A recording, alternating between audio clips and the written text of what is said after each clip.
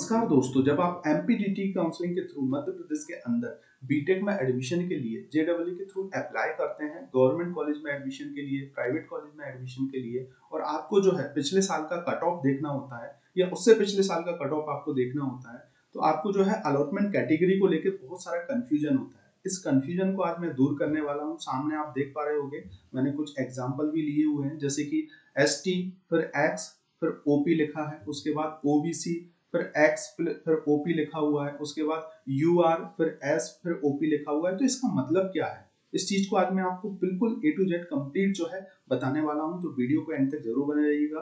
और अभी तक आपने अपना Madhya Pradesh admission information YouTube channel को सब्सक्राइब नहीं किया है तो मेरा आपसे रिक्वेस्ट है, इसको आप सब्सक्राइब करके रखें, क्योंकि ऐसे ही बहुत सारे वीडियो आपको मिलते रहेंगे। और साथ ही साथ एमपीडीटी की जो काउंसलिंग स्टार्ट होगी, इसके रिगार्डिंग भी जो है आपको बहुत सारे अपडेट मिलते रहेंगे। तो प्लीज अगर आपको ये वीडियो अच्छा लगता है तो लाइक जरूर कीजिएगा और सब्सक्राइब करना ना भूलें।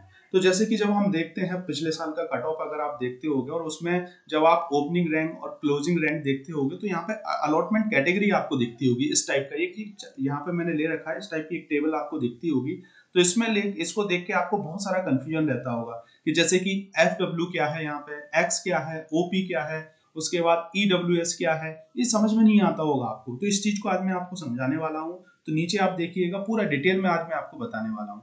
तो यहीं पे वो चीज मैंने ले रखी है। यहाँ पे मैंने इसको जो है 3 ब्लॉक में आपको जो है रिप्रेजेंट किया है। पहला जो होता है इसके अंदर, ये जो होता है पहला, इसको हम बोलते हैं कैटेगरी।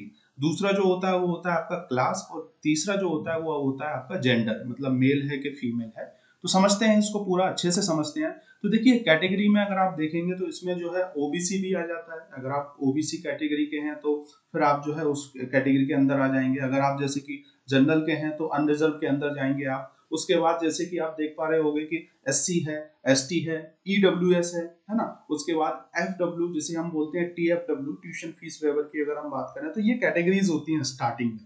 तो स्टार्टिंग में जो रहेगा ये कैटेगरीज होगी। अब आप जिस कैटेगरी के होगे, अगर आप एमपी के हैं, है ना, तो आप जनरली अप्लाई कर रहे हैं एमपी के अंदर, तो ओबीसी, एससी, एसटी के हैं, तो आप उसके अकॉर्डिंग आपको रैंक देखना होगा।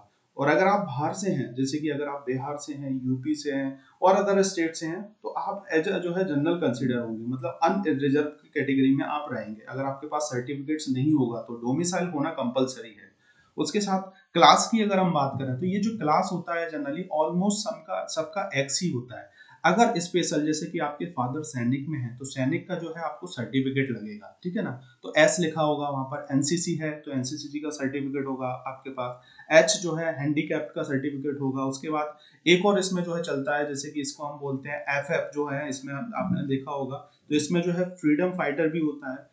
तो ये जो है क्लास होता है। क्लास का ये मतलब है कि आप ऑलमोस्ट जैसे कि नील कैटेगरी में हम लोग आते हैं, लेकिन स्पेशल जैसे कि आपके फादर हैं मिलिट्री आर्मी वगैरह में रह चुके हैं, तो उन लोगों के लिए रहता है। और स्पेशली उन लोगों के लिए कुछ सीटें रिजर्व होती हैं, तो उन लोगों को जो है इसमें प्राथमिकता दी गई है।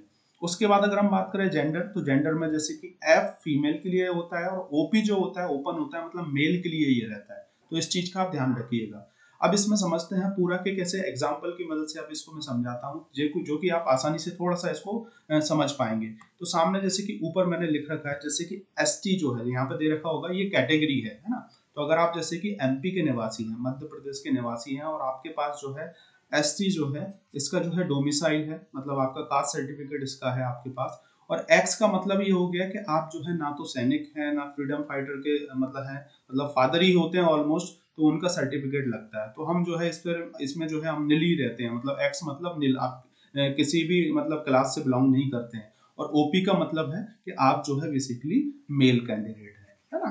तो इसमें इसका ये मतलब हो जाएगा कि भैया कोई स्टूडेंट्स है, मेल स्टूडेंट्स है, ठीक है ना, और एससी कैटेगरी का है और किसी क्लास से बिलोंग नहीं करता, तो उसकी ओपनिंग रैंक जो भी होगी नीचे दे रखी होगी, और क्लोजिंग रैंक जो है नीचे दे रखी होगी।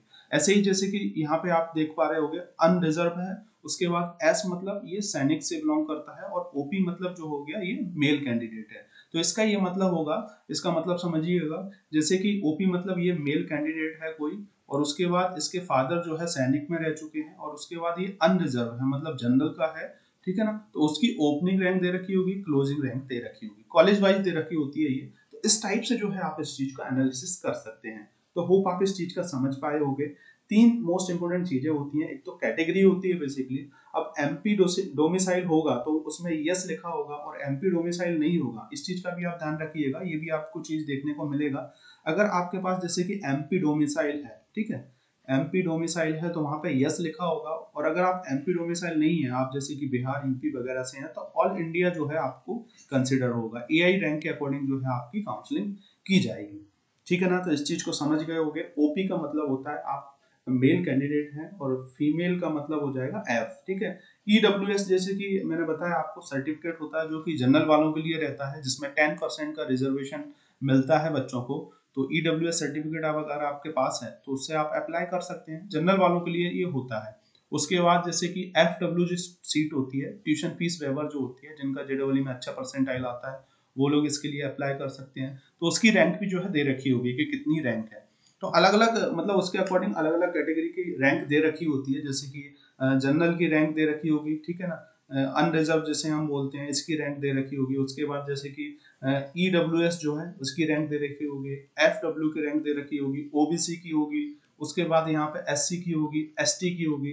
ठीक है ना, तो ये सभी जो है कैटेगरीज वाइज जो है आपको रैंक देखने को मिल जाएगी। एक तो ओपनिंग रैंक होती है, क्लोजिंग रैंक होती है ना। तो इस टाइप से जो है काउंसलिंग की पूरी प्रोसीजर होती है। मतलब इतने पे जो है ये बंद हो गया और उतने पे क्लोज हो गया, तो इतने परसेंटाइल के बीच में जो है बेसिकली पूरी सीट जो है तो फर्स्ट राउंड में उसकी फिल हो गई है। तो इस टाइप से आप एनालिसिस कर सकते हैं। तो होप आप इस चीज को समझ पाए होगे कि कौन सी चीज क्या स्टैंड करती है, उस चीज को आप एनालिसिस कर पाए होगे। मतलब ओपी का मतलब है स्टैंड फॉर मेल कैटेगरी, है ना, और एफ का मतलब हो गया stands for female category, S का मतलब हो गया स्टैंड फॉर सैनिक, और एक्स मतलब स्टैंड फॉर नील कैटेगरी, है ना। उसके बाद यूआर मतलब हो गया स्टैंड फॉर अनरिजर्व। ठीक है ना। तो इस टाइप से जो है चीजों को एनालिसिस करके आप जो है अपनी जो भी रैंक है उसको आप देख सकते हैं, पिछले साल का कट ऑफ देख सकते हैं, एनालिसिस कर सकते हैं।